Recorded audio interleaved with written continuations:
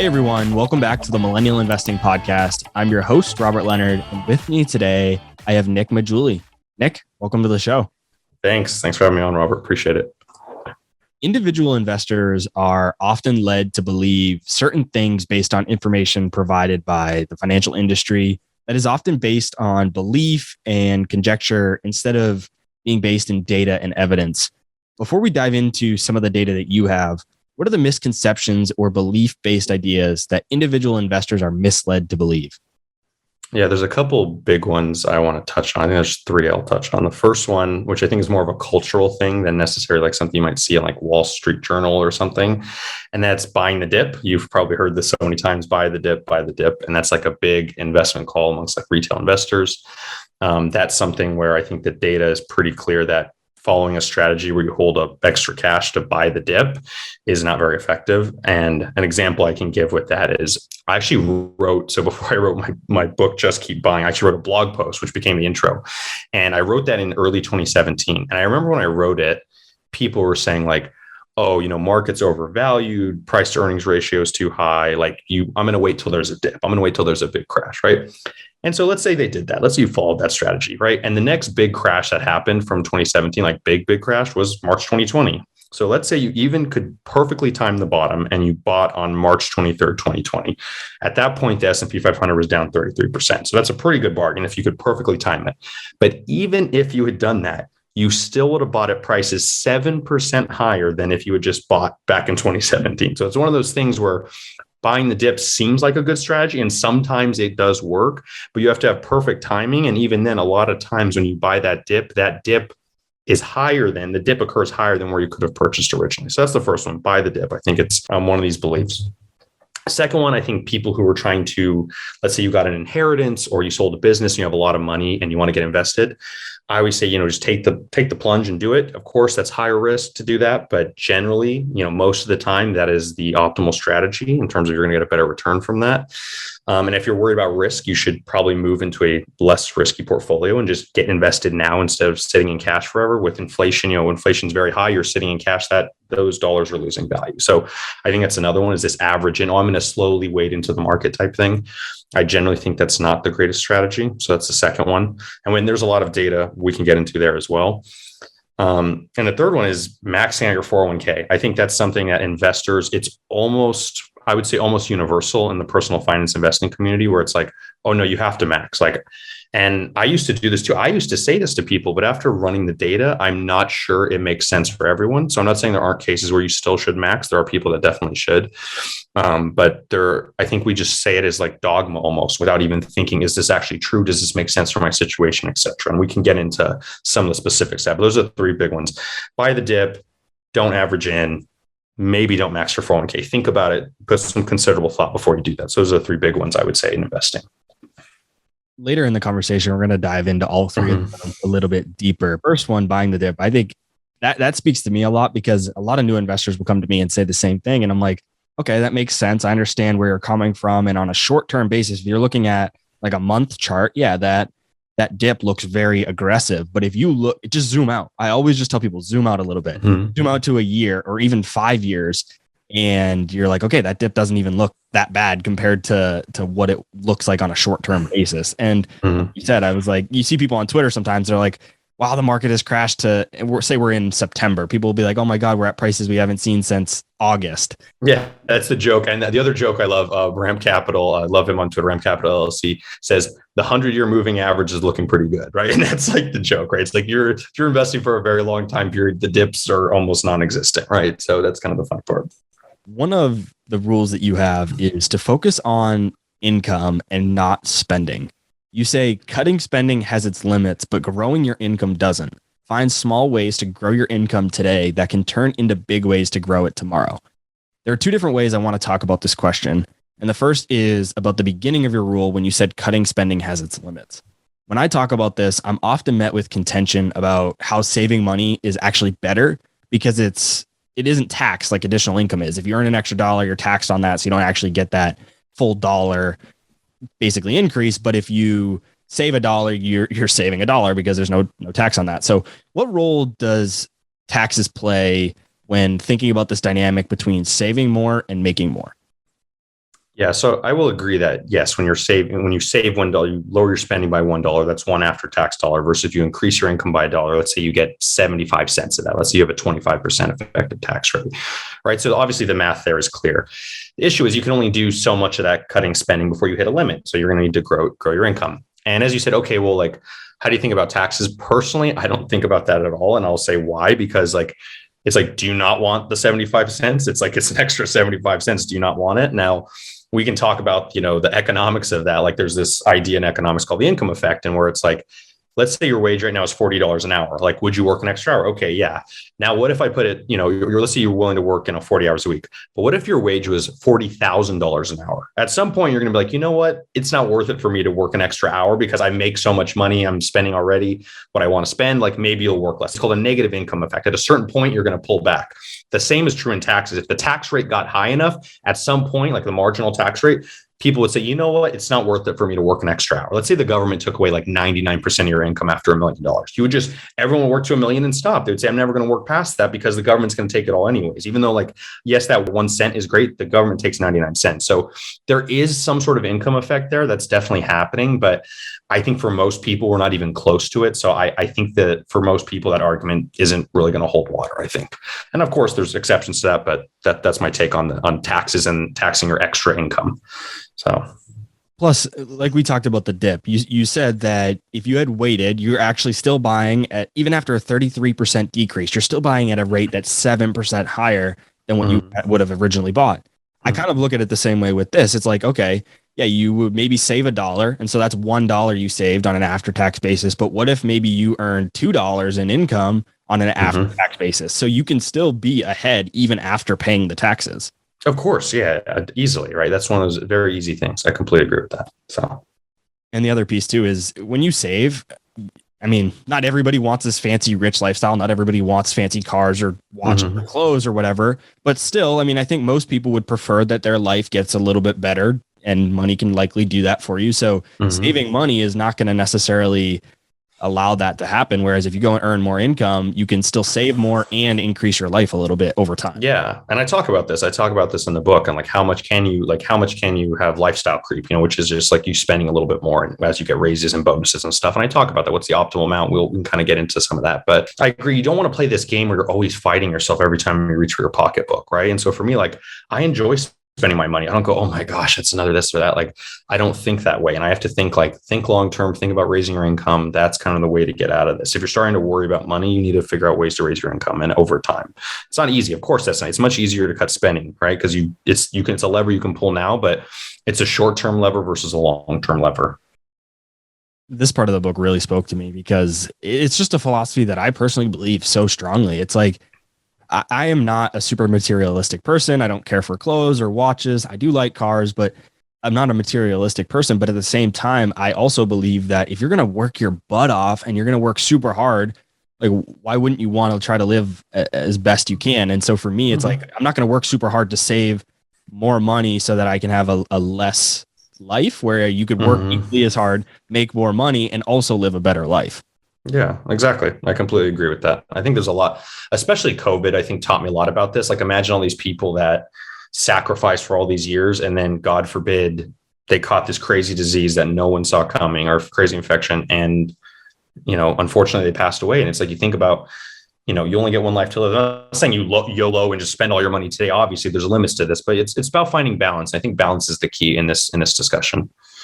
It's a little bit kind of funny, but I saw this kind of meme on social media. I forget if it was Twitter or Instagram or Facebook, but it was this older couple on a roller coaster, and they were coming down the roller coaster, and they were both sleeping on the roller coaster.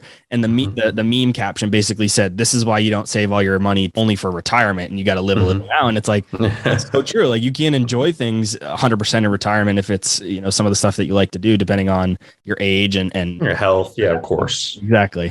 And the other meat safety actually helped me with this a lot too, is focus on what you like spending your money on, and then save ruthlessly on the other things, is what he says.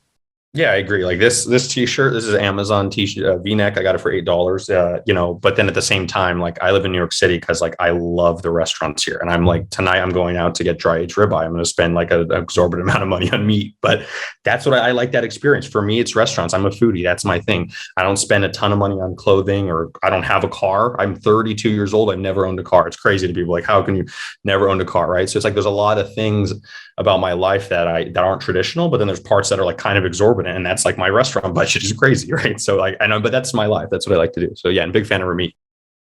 I have different categories, but the same philosophy. Mm-hmm. Like I like to eat healthy. I'm big into fitness and health, so I like to eat healthy, but I'm not really a foodie. Mm-hmm. And I don't care about clothes. I get all my clothes from Walmart. I like really cheap clothes. Doesn't matter to me. Mm-hmm. But I spend a lot on travel and dirt Mm-hmm. bikes. I race motocross. So it's just choosing what you like to spend your money on. Yeah, of course. I completely agree with that. The second part of that rule that I want to talk about is when you said that people should find ways to grow their income in small ways so that it can lead to big ways to grow it in the future. Break down this idea for us and outline an example as to how this could work actually in practice. Yeah. So an example I can give is, so I've been blogging for about 5 years. I'll use that example, but we can use a more generic one after. So I've been blogging for about 5 years. And when I first started blogging, like I didn't have an audience. I didn't really make any money on it, And eventually I started doing like Amazon affiliate links, or anytime I talked about a book that I thought was good, I just drop a link in there and I make a little bit of money on that. Right. And so it was small little things that as I started doing this over time, first I was like, okay, I'm going to start doing affiliate links. Then I started doing partnerships. Then I've done a sponsored post or two. Those are kind of rare. I started running ads. So over time, like this thing, which was very small and I wasn't making much money on it, now is like a significant side hustle for me. And that's something where it's just like, it's something I've done over time and built it up. Now you could do that with anything. Let's say you're starting a photography business, right? And first you just, you do a couple shoots for people. Next thing you know, you create a website. Now you have ways to market it more. Now maybe you start hiring photographers and training them, or you start creating a photography course, right? You can imagine small ways where you can make income and like these one-off things where you're just doing, photography shoots. And then eventually you can turn that into a business, a brand, all sorts of things where it starts becoming bigger and bigger and bigger. And that's just one way to do it. There's other ways you can do it. Like that's for side hustles and things like that. But even in your main job, there's things where like you could do things that can really kind of get you on a path so that you're, making more money. You got to, show your value in some way and you get a bigger raise, or who knows? I mean, there's all sorts of ways you could do that. And I think it's just about finding, because it takes a long time. Like for basically 2 to 3 years, I made almost no money on that blog. And now it's making, some money on it. And it's decent. It's a decent side hustle. So I think that's the key, is like, don't give up like so early. Like it takes a long time. And so just find something that, if it's a side hustle or something, find something you love to do and just do it because you love it. And there will be ways to monetize. And that's not always true. Like someone just told me recently, I can't remember who I was talking to. There's a guy that has like one of these bonsai trees, and all he does is like he live streams himself like cleaning and like, taking care of these bonsai trees, and he makes a bunch of money on this. And he just, because he's like one of the best at it. You would say, if you asked me like how much money could you do making this, I'm like, you can't make much money. The guy makes decent money doing this. So don't discount your niche hobbies. Like for all you know, if you're really into these things, you could become like someone that people look up to in this space. You got to obviously create the content though and put in the work. So there's a podcast called The Side Hustle Show with Nick Loper, and he talks about that exact idea of how you could find a niche and just be the best person in that niche. And regardless of how niche it is, you can still make a lot of money. And there's some pretty crazy examples that he shares on the show, exactly like you said. There's this other idea that's one of my favorites, is that it allows you to go on offense. If you start making a little bit of money, you could take that money and go on offense with it. So maybe in the short term, it's not a lot of money. You're just making a little bit here and there, but eventually maybe you use that money to buy a real estate deal. And then maybe that provides significantly more income. And then you can buy more real estate deals. And then that provides even more income. Or maybe you start investing in startups or, whatever it is. You could take small income, go on offense with it, and use that to generate more income in the future.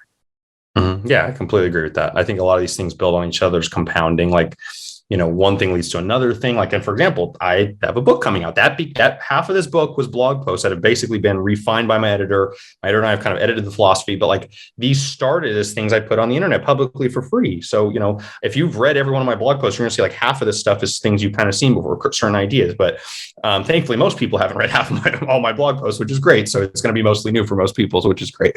But yeah, so that's the thing I think about, just how that can compound and kind of grow in different ways. So I have heard some financial advice that says people shouldn't buy things that they can't buy two of. The advice says that if someone can't buy two, that they can't really afford it. You say that people should actually use a similar process, buying something twice, but instead of as a measurement of whether or not that person can afford it, it should be used to eliminate spending guilt. How can using your 2x rule eliminate someone's guilt they feel from spending money on themselves? Yeah, I think so. A lot of the things I like to talk about and just keep buying are kind of counterintuitive truths. I think there's a lot of people that have spending guilt. Like every time they spend money, they worry about it, or they splurge a little bit on themselves. Like for example, you go to a nice dinner, or you buy yourself a nice, whatever, a nice car, or a nice pair of shoes, or whatever it is. You do one of these things, and there's so much guilt in the financial personal finance community about like doing that. Like, oh, you're buying yourself lattes, you're paying away $1 million, or you're not working hard enough, all this stuff. And so to eliminate guilt, I think the 2x rule works really well, because if you want to splurge, let's say you want to spend, $400 on a pair of dress shoes, like a really nice pair you want to keep for a long time. Well, take another $400 and invest it in some sort of income producing asset, whether that be some sort of REITs or stocks or whatever. I mean, there's a lot of, I'm not trying to give you a specific recommendation. There's a lot of income producing assets you can invest in. But you invest another 400, because then you'll feel like, hey, even though I splurged on myself, I took the same amount of money and I put it towards a good use, whether that's investing, or you could even donate it. There's a lot of ways you can do this. And if you feel like, oh, I'm spending too much on myself, well, donate that $400 to a cause you care about. And that's going to kind of eliminate that guilt. So you're not going to feel bad. Every time you splurge on yourself, you're going to be helping someone else or helping your future self, however you want to do it. There's a lot of different ways you can do this. And I think that's helpful because we're a society that we do try to guilt. I mean, and I said in the personal finance community does guilt people a lot. And I'm just trying to like get people to stop being in their head so much about this. Like I'm saying like, hey, I've looked at the data on this. I've thought about this a lot. And like, here's some ways that you can kind of just live a nicer financial life and not worry about money as much. It's funny because I write about money. I think about money all the time. Like, but at the same time, like in my personal life, I almost never think about money. Like I don't need to, just not because like I'm super rich. I'm not a millionaire. I don't have like all these things going for me, but like, at the same time, I've been able to free myself from like always thinking about like, oh my God, I'm not rich enough. I'm never going to have enough, and getting out of that scarcity mindset and just not stressing about a lot of these things and kind of getting rid of that guilt, I think is really important for just enjoying your day to day. I am the exact same way. Like I'm not some multimillionaire. I'm not successful by any means, but I do think about and talk about money all day, pretty much every day, whether it be the podcast, social media, whatever it is. But in my personal life, I mean, I spend a little bit of time on it, but I don't really stress about it. I don't really spend a lot of time thinking about it, like you said. But what's interesting is the personal finance community, like you mentioned, can be judgmental at times. And one of the things they say is that you need to pretty much save as much as you can. A lot of times that could be in your savings rate is how they'll talk about it. But your book talks about why people don't have to actually save as much as they think. Break down that idea for us. Yeah. So, I mean, I've just looked at the data on retirees, and I think this says a lot. So, I mean, the most shocking fact I have is like only 1 in 6 retirees are actually pulling down their principal. So if you have $1 million portfolio for retirement, only 1 in 6 are actually like kind of spending that money. Most of them are living off Social Security and the dividends they get, the income they get from their portfolio, which is kind of shocking to think like, what? That's such a small amount. And you're saying, what about the people that don't even have a portfolio? Well, then they're just living off Social Security. That's not great, but they're getting by somehow, right? So I'm not saying it's the greatest lifestyle, but a lot of retirees end up getting to the finish line. They're there, and then they don't end up spending down their money. And it's kind of wild. And I especially see this, like, I've worked in a wealth management firm. So I see this, especially because we have high net worth individuals. And the thing we have to really do is get them to spend money. And they're afraid because they've been in saving mode for so long. They've done it so well. They're so disciplined that now to turn the lever the opposite direction, it's scary. And it's also psychologically difficult. So I'm trying to give people the permission, not to say spend all your money and do this, but just like, don't worry so much about how much you're saving. And of course, there's going to be exceptions. If there's people who are, a couple $100,000 in debt and they don't have any emergency fund, like those people need help. And those people do need to think about their savings. But, at the same time, like that's not everybody. Right. So figuring out like what we can do to help people in those scenarios, like whether it's policy, things like that. At the same time, all the people that aren't in that scenario, I have friends that are much richer than me. Like they exited from their companies, they got equity in their like startups and everything. And they're worried about money. I'm like, what do you like? You're 2 years younger than me. You're like, your net worth's like 3 or 4 times mine. Like you're worried about money, and it shocks me, really. It does. And I think there's a lot of people out there that are like that, and it's scary. So I'm just trying to like give people, like relax a little. If you look at the data, So people who die in their 60s give, I can't remember the exact numbers, and I wish I should memorize this, but it's something like the average bequest is like, $175,000, $200,000. In their 70s, it's higher. In their 80s, it's even higher. So it's like, as people die older, their money keeps going up. And then the other really cool fact, Michael Kitces did this analysis on the 4% rule. And he says, like, let's say you just pulled 4% of your, you took 4% of your portfolio every year and had a 60-40 portfolio. You're more likely to 4x your wealth after 30 years than you are to have any depletion in principal. So if you start with $1 million and you just use the 4% rule in a 60-40, historically, 30 years later, you're more likely to have $4 million than under $1 million. That's how crazy it is. And that's the data right there. It's like people think, oh my gosh, I'm going to run out of money. No, your wealth's probably going to keep growing. That's the crazy part. Like, you're going to be in retirement and your wealth's probably going to keep going up and up and up. And so that's the thing that I think a lot of people don't realize. It's just how the upside that is really available. And that's why I think people don't need to save as much as they think. So do you think the 4% rule might not be kind of the best metric to use? No, I think it's fine. I think it's a good rule. It works for a lot of ways. I mean, there's debates right now because inflation's high, and there's debates about whether the 4% rule needs to be rethought, especially because bond yields are lower. And those are fair arguments. And it's kind of complex. It's not an easy topic. I don't even think I'm the expert on this. I would talk to Kitces or someone else on that. But 4% is a decent rule. It's just worked over time, and it's been around for a while. And I talk about it in the book. And I think it's a decent proxy just to start. And it's easy, right? It's easy. It's decent because, like, retirement's really one of the most difficult problems to solve. And the 4% rule is great because it kind of gets at a lot of stuff without having to really do a ton of calculations and life expectancy and, projected returns. It's like, it just solves a lot of that very quickly, and it's a decent proxy. Now, is it the greatest? No, but I think 4% rule is fine for most people. If you're just trying to kind of like find something and go with it, I think it's decent. So debt is another controversial topic in the personal finance and investing world. On one end, you have Robert Kiyosaki, who talks about loving debt, at least good debt. And then on the other hand, you have Dave Ramsey, who says all debt is bad. As a real estate investor myself, I personally side more with Kiyosaki than I do Ramsey.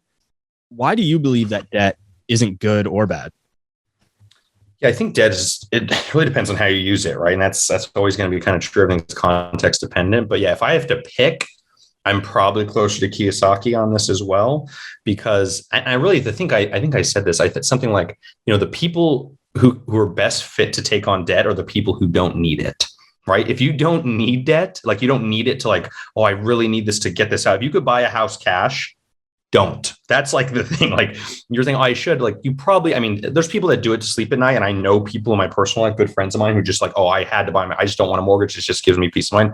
Great, do that. There's nothing wrong with that. But a lot of times, like, having debt is great because inflation, right? Like, you have that debt and over time gets inflated. And the example I give in the book, my grandparents bought their house in California in 1972 for $27,000. Their payment at the time, I think, was like $270. 10 years later, after all the inflation, because I don't know how my grandfather's wages went, but let's just assume my grandfather's wages kept pace with inflation.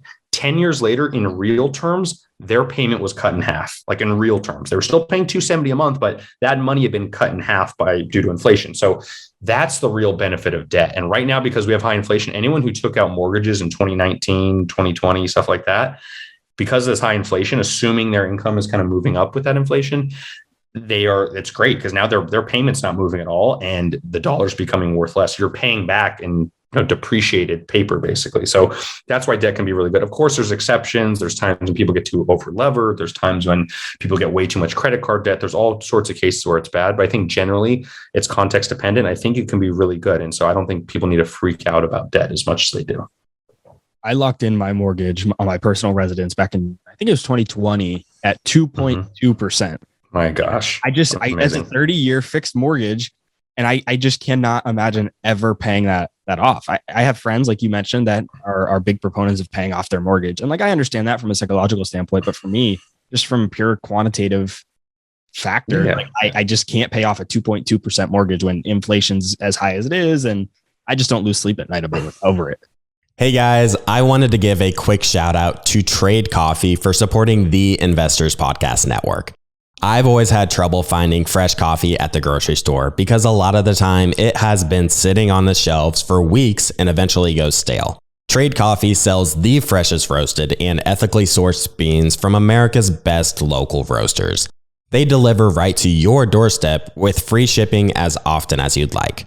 I got started with Trade by taking their simple quiz online. It was super easy as they asked me a few questions such as how I make my coffee, whether I'm a coffee expert or beginner, and if I add milk or cream to my coffee.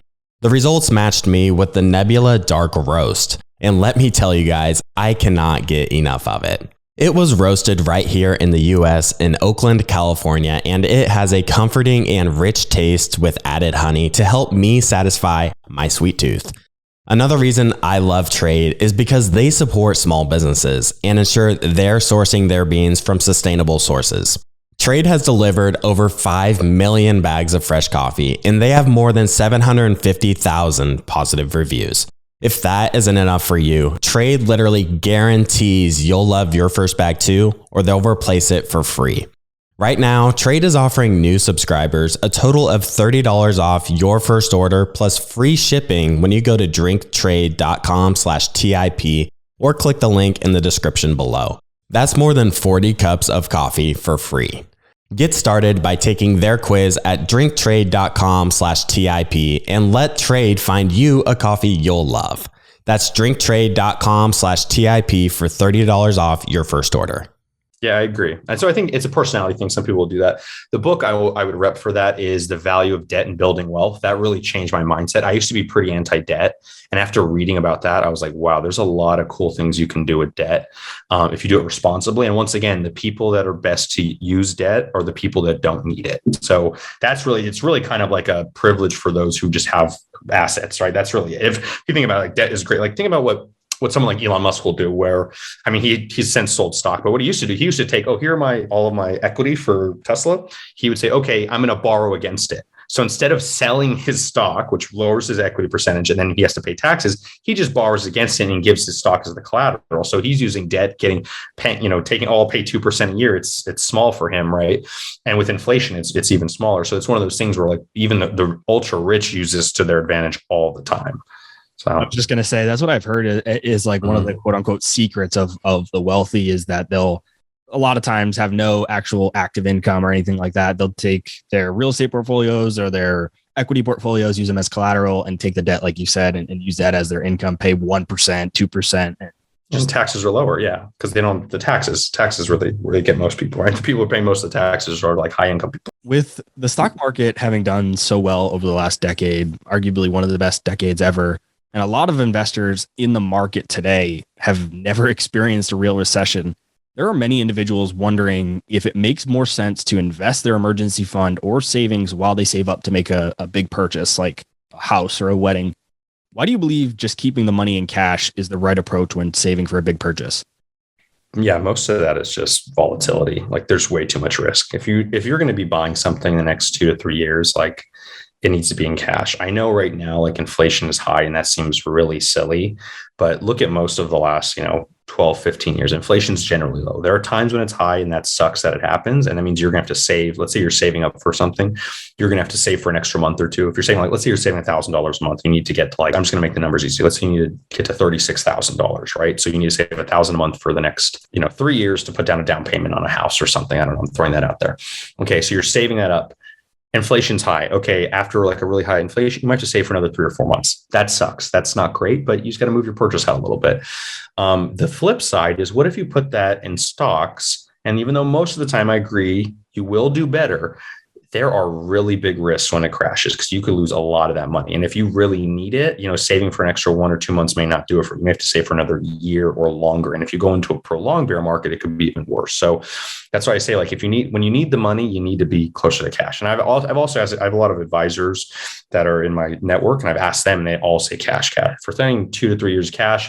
After 3 years, you might want to start getting some yield bonds or something. After 5, you kind of maybe need to consider some bond stocks as well. So that's kind of how I look at it based on the data. I'd say under 3 years cash, 3 to 5, you start adding bonds, and then 5+, you'll start adding stocks. And what the risk amount, it depends on what you want to do. And those are bond stock. You don't have to do that. You do real estate. There's other things you can do. I just use bonds and stocks like a less risky versus more risky risk asset, right? So, or an income producing asset. So you can be like, I'm going to put bonds, or I'm going to do something else. Like there's a lot of ways to do it. I don't want to just say you have to do bonds and stocks. That's just the traditional assets people talk about. If you look at tech and the FANG stocks over the last 2, 3, 4, 5 years, they've done really, really well. But if you had been putting your savings or emergency fund into those over the last couple of years, and then you needed it over the last couple of months, you'd kind of be in a rough spot. I mean, if you look at the charts of those companies today, when we record this at the end of March, those companies have had some pretty big sell-offs. You're down 20, 30, 40, 50% in some of those holdings.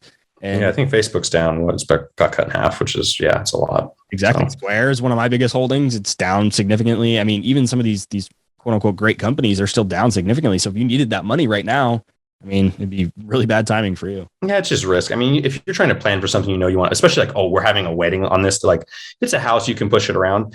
If it's like, oh, we're doing a wedding, like, you don't want to start delaying your wedding because you don't have the cash for that, right? That's not something you want to do. So you got to start thinking about like planning and things like that. And it's not great, but with inflation, but it's the safest thing to do, and for now, that's just generally true. And we haven't had a adverse cash event like, oh my gosh, the cash is now worthless or hyperinflation. If we have that, I think your wedding is not as important as what's going on in society, if we're being honest. So you could push those things, but emergencies, if we're talking about emergency funds, I mean, you can't push that, right? If your car breaks down or a real emergency happens, you can't push that around. You got to do that. So maybe investing your emergency fund might not be the best option. Yep, I agree. Completely agree with that. The advice to not buy individual stocks isn't really new or groundbreaking. Jack Bogle, J.L. Collins, even Warren Buffett, and many, many others have said that most people shouldn't buy individual stocks. However, rarely when this advice is given is it backed by real data and facts. You usually just hear people saying this, you shouldn't buy individual stocks. Since you are someone who studies data religiously, break down with data why individual investors don't know if they're just lucky when they pick a good individual stock and why most investors shouldn't do it. How I like to think about this and how I broke it down in the book is there's two different arguments. And the main argument when most people, when Buffett and Collins, all these people are saying don't buy individual stocks, I do think they have some data. And that data is basically like, you look at like, there's the SPIVA reports, SPIVA, you can look those up on Google, and you'll see that over like any 5-year period, something like 60 to 80% of active managers cannot beat their benchmarks. It's usually like 75% after fees and everything. So, most of the professionals with analysts and all these resources can't beat just a passive index fund, right? And so after a 5-year period, so what it shows is like, it's really tough to do. So just by picking a passive index fund, you're at the 80th percentile. So I'm going to call that the financial argument, right? And that's the argument most people make. They're saying, hey, like, you shouldn't do this because you're going to make less money. And that's fine. That's the argument. That's what I'm saying. I brought that up. I have to address it because that's the one most people talk about, and that's fine in its own right. But that's not the argument I make. The argument I make is what I call the existential argument, which is what you're talking about.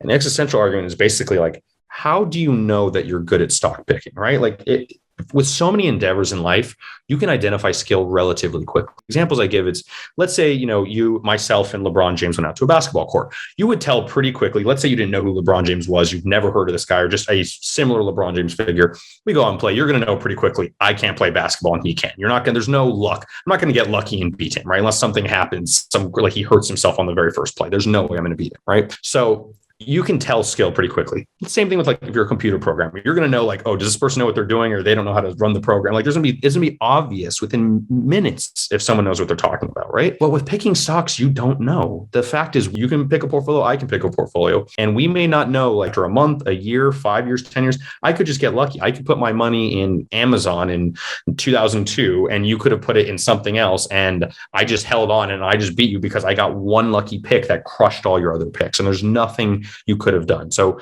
luck can overpower skill. And so there's basically a paper I referenced in the book. Basically, they're asking, is there stock picking skill? And they found that they can identify, they bootstrapped and did all these things. Basically means they took some data and they tried to reimagine what the distribution of returns looks like. That's what bootstrapping means. And basically they said 10% of people have actual skill. And that's the number they pick. I'm not saying it's a perfect number. Let's say it's 10, 15%. It doesn't really matter, but let's just use the 10% figure. So let's say 10% of people have skill with certainty and it can be identified, right? And let's assume that another 10% don't have skill, and we can also identify that. So we can identify the best and the worst pretty easily. That means that 4 out of 5 people, 80%, you're not going to know if you're good. So why would you play this game, pick individual stocks when you don't even know if you're good at it? Now, who I'm addressing here, I'm not addressing people that say, oh, I'm going to take 5% of my money and put it in individual stocks. No, I would consider that fun money. You're doing it for fun. You like doing it. That's fine. Have a ball, enjoy it. I have nothing against that. I'm talking about the people that have 80, 90, 100% of their money in individual stock picks. I think it's really difficult to do that. And I think the existential crisis is, You have to look yourself in the mirror every day and say, am I actually good at this, or am I just lucky? And you're not going to know. Unlike almost everything else, your people out there doing things, like, if you're good at doing something or not. You have some idea of your skill and your value. And in most endeavors, it's just really tough for me to recommend that people pick stocks, given you're not going to know if you're good. And even if you're good, the best managers, Baird did a study where they found that the absolute best managers will underperform at some point. So it's like, is that underperformance just a natural lull, or have I lost my skill? Did I used to be good and now I'm not? Like, there's all sorts of questions that you're going to just eat yourself up mentally over. And I'm like, why go through all that? Avoid it all. Be a passive investor and be at the 80th percentile. And people say, passive investors have no conviction. Oh, you have no conviction over everything. No, I have more conviction than active investors, because I've seen the data. I'm convinced that me just picking the default option of being a passive investor is going to beat 75 to 80% of people. And that is why that's important for me, because I have conviction that just doing that is going to win out. And the fact is, most of these stock pickers don't have that. They say, I have conviction in these companies, but they could underperform, right? So why spend all this time and still underperform at the end of the day? That's the question I have. What I frequently talk about around this kind of idea is, it kind of blows my mind that people will graduate college or wake up one day in their 30s or whatever, however old they are, and they'll feel like, okay, I can pick individual stocks today. I've never studied finance. I've never done any sort of training, nothing. And you just don't see that in any other field. And I think that's fascinating. You don't see that with doctors or lawyers or even accountants or programming. Like, you don't see people wake up one day and just say, oh, I'm going to go do brain surgery, when these doctors have committed their whole lives to learning how to do brain surgery. It's the same in finance. You have hedge fund managers and high frequency traders and all these guys that have spent their entire lives and careers and money on being good at this. And it kind of blows my mind that people think they can go toe to toe with them. Yeah. And I think the last couple of months coming from late 2021 into early 2022 has illustrated like who's really good and who's not. Because there's all these tech stocks we're talking about. People are like, oh my gosh, I made so much money on Zoom and this and that and Peloton.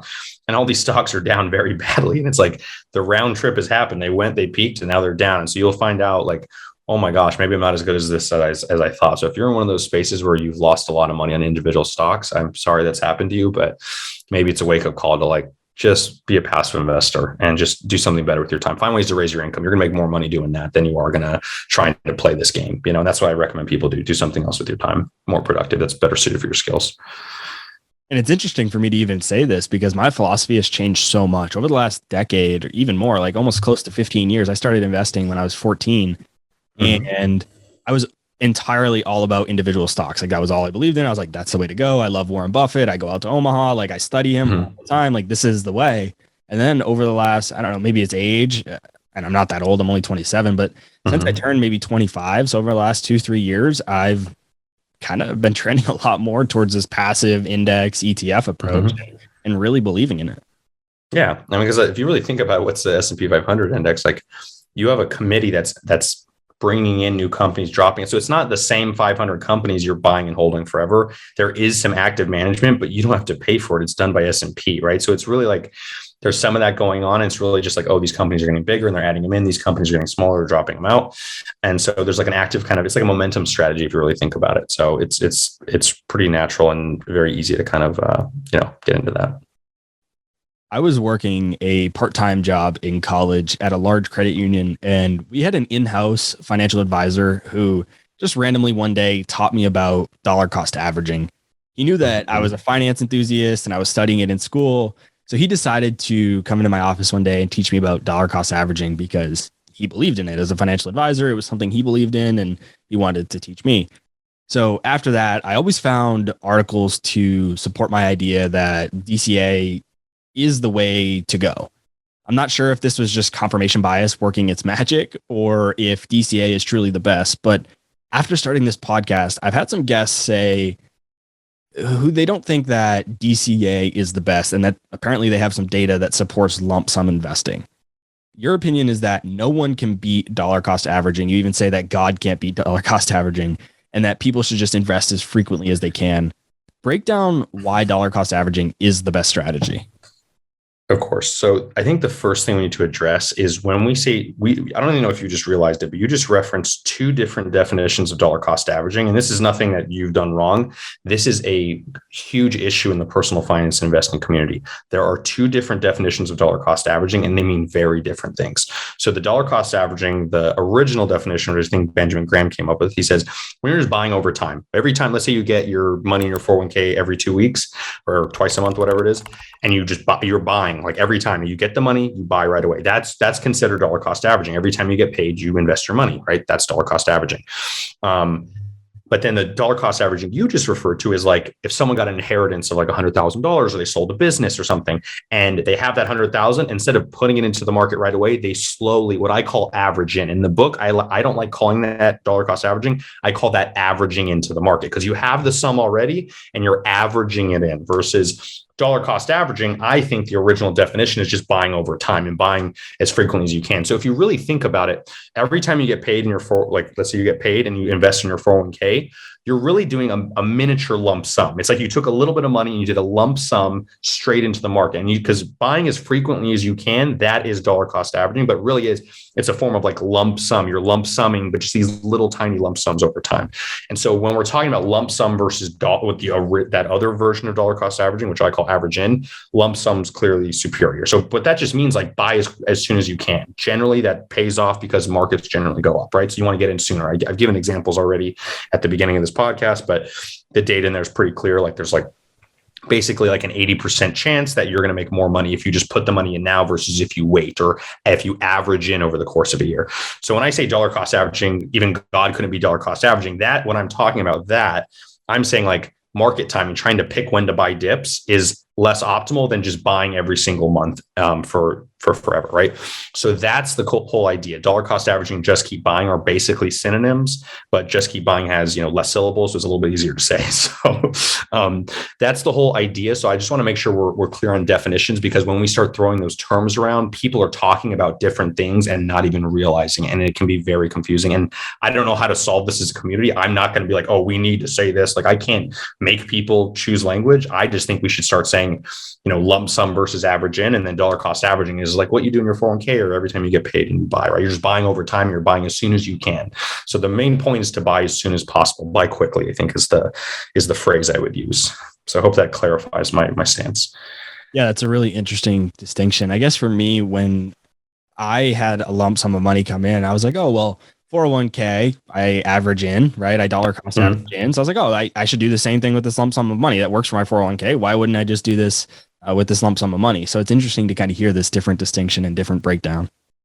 Yeah. So I'm saying when you got that big lump sum, you should have put it in right away. So you shouldn't have said, okay, I'm going to take this money and slowly put it into the market, because you're not really averaging in your 401k when you think about it. Like when you get paid, you don't say, okay, I want to take this 4% of my paycheck and spread it out over the next 3 months. No, you put it in as soon as you get paid, right?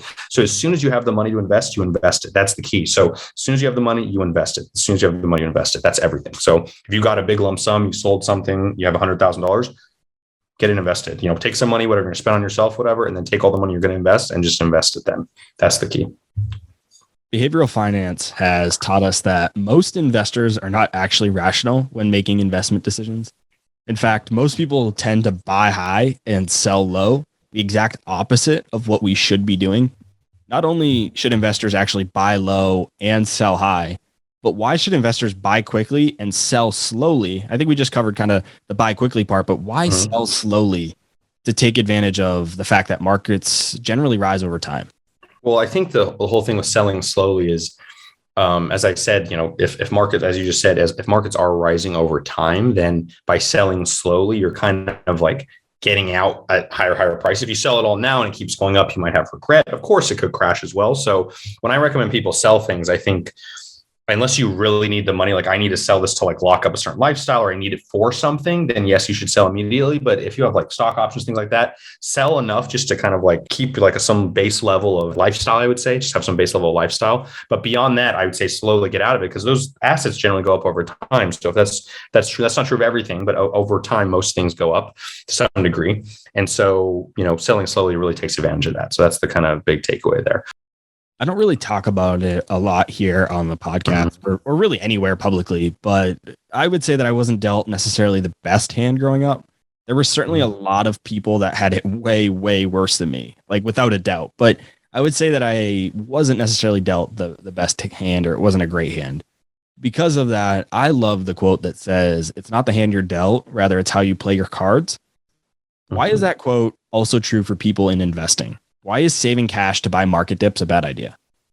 So I think when it comes to how you play your hand and why that's important is because luck matters a lot in investing. I'm not going to sit here and lie to you and say, oh, it's not going to matter. You just you're going to be fine no matter what. Like there are bad periods. Things happen, right? If you retired in the year 2000, by 2009, you would have had a bad decade, right? Because you retired in 2000, bubble happened, 3 years of declines. Then it starts to come up again. You think you're going to recover 2007, then 2008 happens. Like that's a bad decade. So anyone who retired around the year 2000, unless they had just a really ton of money or had way more than they needed, could have had a rough patch there. So that definitely happens. And so it's just thinking about but there are other things you can do to information, things are going to happen to you that you can't control, but it's like how you react to that information that really matters. That's true of everything in life, right? How you react. I can say something to you right now, Robert, that you may not agree with, and you can just be okay with it, or you can get really upset. And there's different ways you can even react to it. So that's something to think about. In terms of your question about why shouldn't people save up cash to buy dips? We've kind of gotten into that a little bit. And it's basically just people are doing that. You're kind of holding that cash, expecting some big dip to happen. And I just think the data shows that they're rare. Big dips are rare. And even when they're happening, you're going to be least likely, you're going to be least enthusiastic to buy during these crashes. You're like, oh, I want to get a better price. You're going to wait until it's even lower. And a lot of times you're not going to be able to time it properly. And then it might just rip back upward. And then you're left in the dust. Like imagine March 2020 is a perfect example of this because it happened so quickly. And then it was over within 5 months from the bottom. We were already at a new all-time high. It was so fast that people had no clue what hit them. And it's a perfect example of why doing that type of strategy is not optimal. So Warren Buffett says that we should be investing when there is blood in the streets. Typically, there's blood in the streets in times of trouble or when the markets are crashing or there's a recession. Why are market crashes not something to be afraid of? Rather, they are usually buying opportunities. How do people survive and not only survive, but thrive during market crashes? So the funny thing is I just said, don't save up cash to buy dips because they're so rare. But in the event that you just happen to have cash, you happen to have something happen where you have extra investable cash and there's a dip, it's probably one of the best things you can ever do. Now, a big dip, that is, right? And the reason for this is just simple math. If you think about, every X percentage decline requires a larger gain to get back to even, right? So, if you have $100 and it goes down to 50, you just decline by 50% to get back to even. From 50 to go to 100, you need 100% gain. So the gain's even bigger, right? So as long as you assume that markets generally recover, and I think they generally do, this is not true of every market. Like Greece right now is still down bad from where it was in 07, 08. Russia's down, 80% in the last few months. And it's like, will it come back? I have no clue. Like this could be an existential thing for them. So there are exceptions to this rule, but if you're diversified, you should have, even if you have one that goes to zero, so to speak, you'll have other markets where you can make money. But as long as things generally recover and you believe in the long-term progress of, humanity, civilization, economic growth, then I think the economics make sense. If you're buying at a 50% discount, you have 100% gain. The question is, how many years is that going to take? If it takes 1 year. Who doesn't want 100% annualized return? Like everyone, I would have raised your hand, right? Everyone wants that, right? Even if it's 2 years, okay, the annualized return, it's not exactly, I'm just going to use this linearly. This is not the exact math. 100% over 2 years isn't 50% each year, but it's close. It's probably like 40 something percent, right? Because it's compounded on itself. And yeah, what if it takes 3 or 4 or 5? The bigger the drop, the bigger your annualized returns are to the recovery, right? So if it takes 1 year, it's 100% return. If it takes 2 years, it's kind of like a 50% return. Even if it takes 4 years, you're looking at 25% annualized return. So even if you bought at that 50% dip and you waited 4 years, when you bought, all those dollars in expectation, like if they did recover in 4 years, are getting roughly like a 20, probably 2 to 25% annualized return, which is great, which is like double the market average. So who wouldn't want that, right? So you see that once you just start looking at the math, it's obvious, like, oh my gosh, dips are such an opportunity as long as you assume there's going to be recovery, right? If you think that things will eventually recover, then they're huge opportunities. One of the parts of your book that I'd say is probably one of the more uncommon pieces of advice is that people shouldn't max out their 401ks without considerable thought. You mentioned that at the beginning as one of the big three. And I think people have probably been a little bit on the edge of their seats since that, because they're like, oh my God, I've always heard that I should max out my 401k. So why do you believe, against the common narrative, that 401ks possibly shouldn't be maxed out? So yeah, I think the issue is when people are like thinking about maxing out their 401k, they're not thinking about, okay, what are the fees involved and how much benefit I'm actually getting by locking up my money until 59 and a half, right? And so I actually calculated this, and on average, and I do this for a Roth 401k, I'll explain why in a second, because I only care about you avoiding the capital gains, right? The difference between choosing traditional and Roth is a separate discussion. We can kind of get into that in a moment, but just on the Roth, it's like the post income tax. We're not looking at the income tax we care about. We only care about the capital gains, because the whole point of a 401k is you're avoiding the capital gains that you have to pay in a brokerage account, right? And so you're only getting, I say the estimate I give is like 73 bips. So let's just say 70 bips, 0.7%, which is not a ton. It's not nothing, but it's not a ton.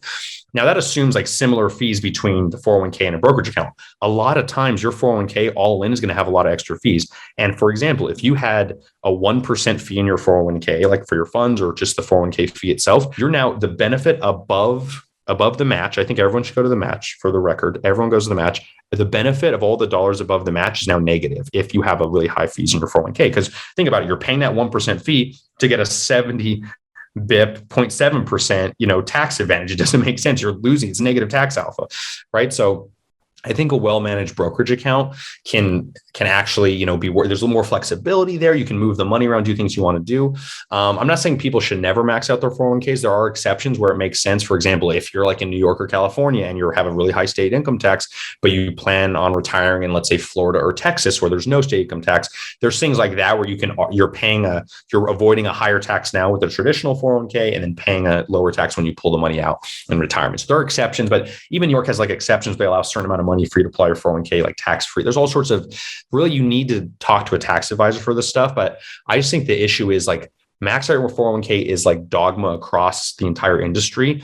And I think I'm one of the first people to like, is this even right? Like we go back to first principles. Does this actually make sense? And I analyze the numbers and I'm not so sure for everyone. I think a lot of people don't even know their 401k fees and they just max without even thinking about it and they haven't dug into the numbers. So I'm saying like really spend time on this decision, because I regret doing it because I maxed a lot and it's great. My retirement savings look great. But now like, okay, I don't have the money for example, for a down payment because I put all that money to my retirement, right? So it's like one of those things where like, and I can't really get that money out now. And without paying penalties and fees. And I know you're saying, well, you can pull out 50K for down payment. There are exceptions to this. And there's all these exceptions and I get that. But for me, I think it's just dogma that's just thrown out there without actually considering whether it makes sense for a lot of people. So spend time on it. I know it's annoying to look through documents and do all that stuff, but really you got to spend time on it and figure out if it's right for you. So that's my whole point. It's just think about it a little bit more.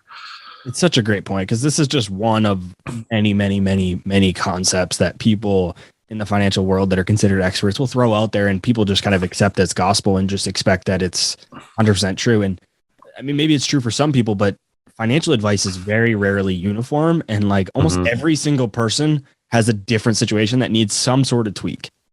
Yeah, I agree. And that's kind of what I try to do with the book, is like just attack everything with data and say like, what's the truth? What's the, obviously there's always exceptions and there's a lot of nuance in a lot of these arguments, but like, I'm just trying to say like, what's actually going on here? And I care about trying to find that truth, whatever it is. And that's what I care about ultimately. And so I'm not so sure maxing out 401k makes sense for a lot of people, especially those who are high income and young. Like that money could be used for other things. Like I think there's a lot of high income young people that are just like, oh my God, max. And I'm just like, you need to think about that a little bit before you do that. So lifestyle creep and comparing ourselves to others makes it extremely difficult, if not impossible, to ever be satisfied financially. Why do you think people will never feel rich, but you actually think that's okay? So I think people never feel rich because they're always comparing themselves to other people. And the example I gave in the book is Lloyd Blankfein, who's the ex-CEO of Goldman Sachs. And he was interviewed and they said, and he's a billionaire. This guy's a billionaire. And they said, are you rich? He's like, oh, I'm not rich. I'm just well-to-do. Like, I'm just well off. I'm not like, I'm like super rich or anything. And his argument seems kind of outlandish. Like, you're a billionaire. How can you say that?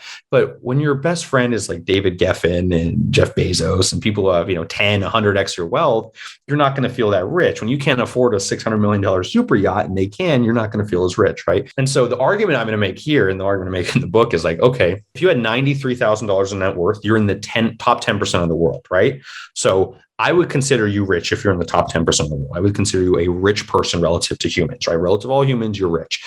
And now if I say, okay, oh, you have $100,000 net worth. Oh yeah, you're rich. And you're saying, Nick, but that's not fair. You can't compare me to people all over the world. Like you can't compare me to like, I don't know. I always use the example of like a farmer in Bangladesh or India, whatever. But these different places of the developing world of people where there's extreme poverty. Like you can't compare me to them.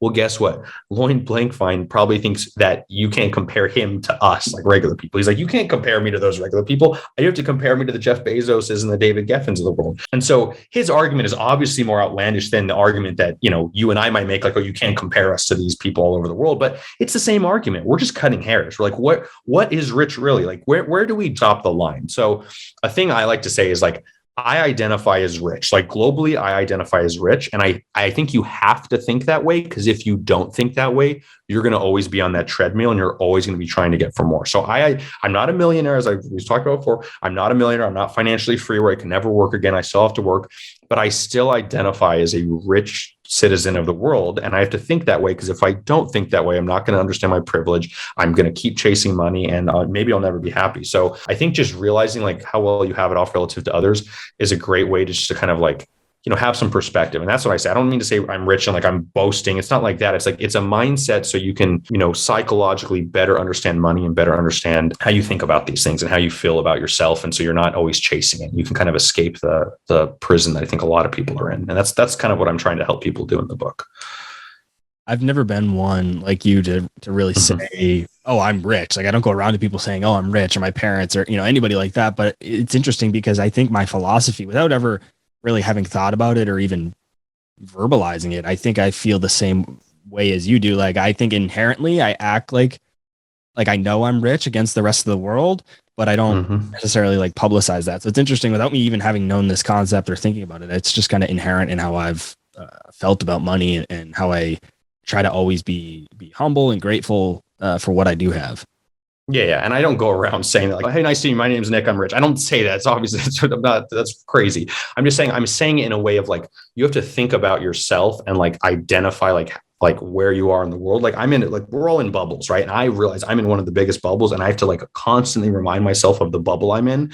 Otherwise I just will never like see the truth and I'll always be blinded and be like, I'll feel poor my whole life. And it's just silly. It's so silly to me. So I'm like, just have some like rational, objective standard of truth that you have to live by and realize how well you have it. Cause then, there's a lot of stuff I want to do with philanthropy eventually, and I'm not there yet, but I'm almost there. And that's the kind of thing where I start to think about that stuff. And that for me is like something I really care about eventually. So yeah, it's interesting. I felt the same way without having realized it. Like I never thought about this, but I've just felt that way even without knowing it. So great concept. Before we close out the episode, I want to give you a chance to tell the audience where they can go to connect with you and learn more about your work, pick up your book, anywhere that people can connect with you. You can find me on Twitter. My handle's @dollarsandData, just all one word, dollars and data. Or you can find me at my blog of dollarsandData.com. My book will be available on Amazon. Just keep buying if you're interested. Obviously, it's a data-driven guide to personal finance, but I promise it's very accessible. There's a lot of stories. It's an easy read. It's not like you're not going to be overwhelmed with spreadsheets and numbers and stuff like that. There obviously are a bunch of numbers and charts, but I think it's done in an accessible way that's a very easy read. So that's kind of always been my goal, is to make it very easy. My grandmother can even understand it. Not all of it, but she understands most of it. And I think that's the key, is like, if she can like read it and be like, oh, I get that. I was like, perfect. Okay. I'm at the right level there. So yeah, but I appreciate you having me on the show, and just want to thank you guys for your time. For everyone who's been listening, I really appreciate your time. Thank you. I'll be sure to put a link to your website, your Twitter, your book, everything that you're working on in the show notes for anybody that's interested in checking it out. I love the book, so I recommend you guys go and check it out. Nick, thanks so much. I appreciate it. Yeah, I appreciate that, Robert. Really appreciate you taking the time for that. Thank you. Thanks for watching. Make sure to subscribe and hit that notification bell so you don't miss out on our next podcast episode and new investing resources. What are your takeaways and thoughts about this discussion? Let us know in the comments section below.